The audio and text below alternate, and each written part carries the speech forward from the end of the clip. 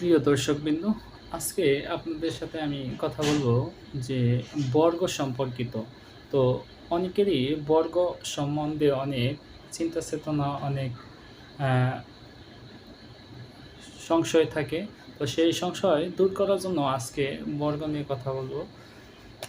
এখন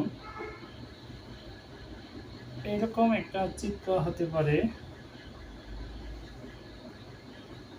তো এ, B, C, D এই হচ্ছে একটি চিত্র।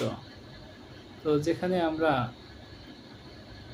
দেখাচ্ছি যে একটি এবিসিডি একটি চিত্র, সেখানে বর্গ সম্পর্কিত প্রশ্ন। এখন প্রথম কথা হচ্ছে বর্গর সংজ্ঞাটা আমাদের জানতে হবে।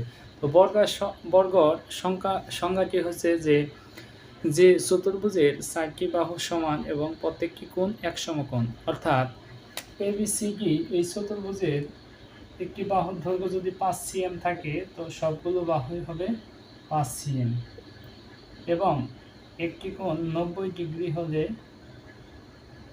শুধু হবে না, প্রত্যেকটি কোণই 90 ডিগ্রি হতে হবে।